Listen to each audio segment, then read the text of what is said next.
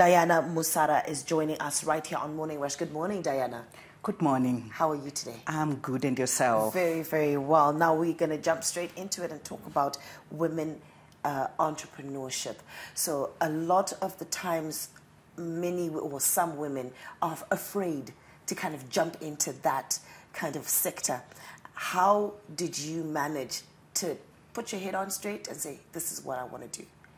I think for me, it was a case of when you've got your back against the wall, right. You think of an opportunity. When that opportunity presents yourself, you go out there, find out information. For me, it started off, my background is human resources. Okay. So my first business was actually in something that I'm passionate about. Okay. So when you do something that you're passionate about, it's not as scary. So I went into it because I had experience in it. But the critical thing for me was, where are the networks? How am I going to get the clients that can make my business successful?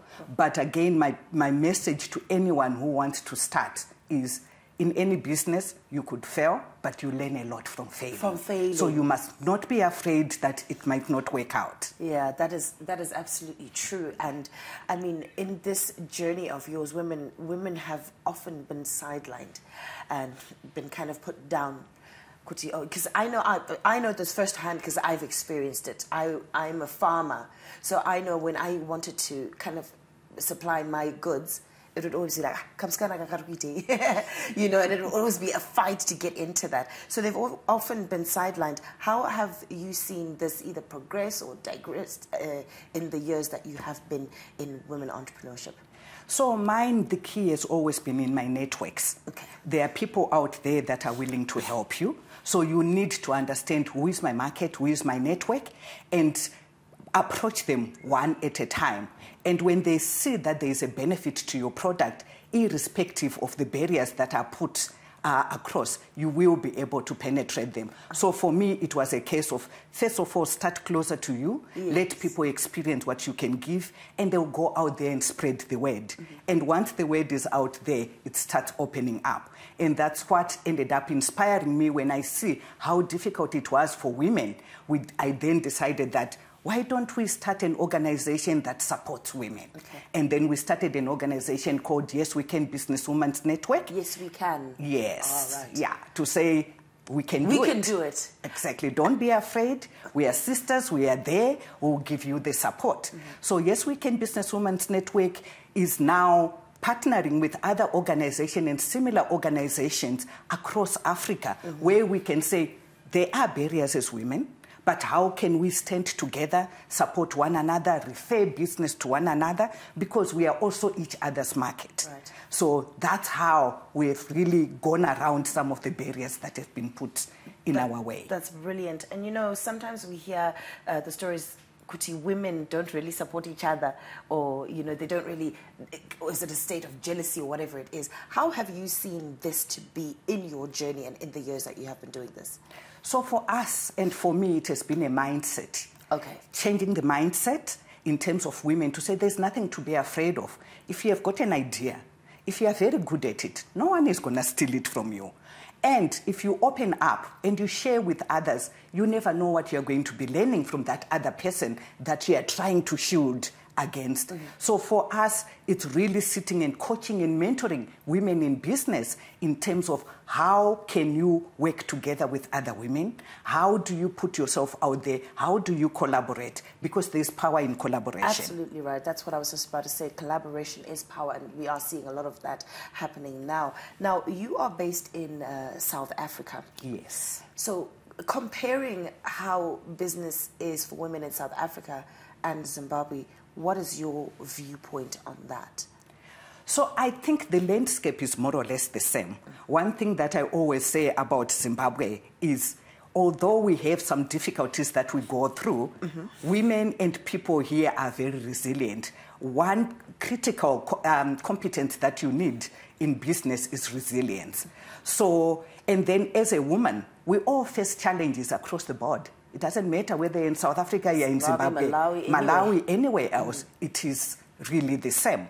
So it's a matter of just understanding what you can do, find your own niche, and work on that niche. That is brilliant. And you were just recently a part of a multi-sector conference that was held in Johannesburg.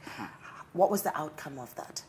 So it was really, we pulled women from all over, so Botswana, Rwanda, Zimbabwe, South Africa. And what it was really about is looking at different sectors, environment, real estate, and say to women, this is what can be done. These are the opportunities that are there.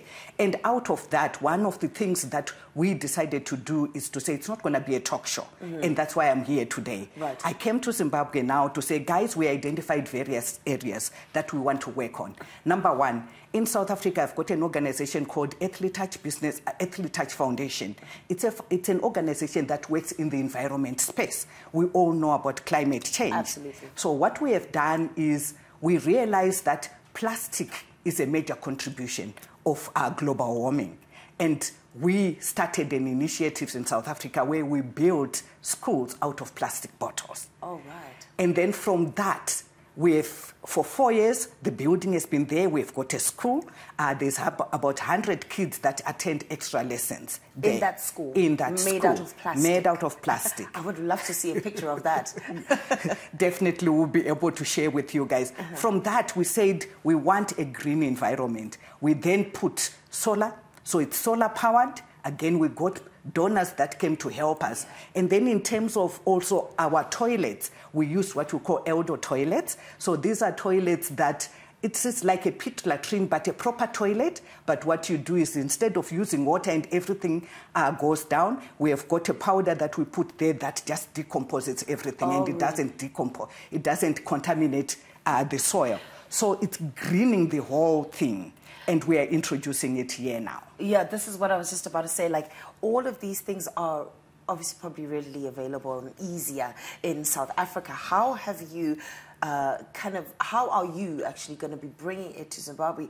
Not only just the urban areas and the rural areas as well, because we find that a lot of women in the rural areas are there, but there's not enough empowerment, I guess, for them.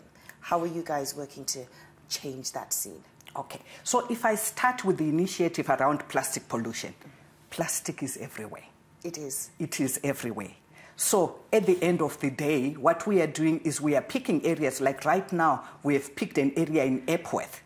Epworth has got a lot of unemployment. So what we have now done is at Matthew Risike, we are going to introduce our first pilot project of eco-brick making. And the beauty about also the eco-brick making is really working with the community.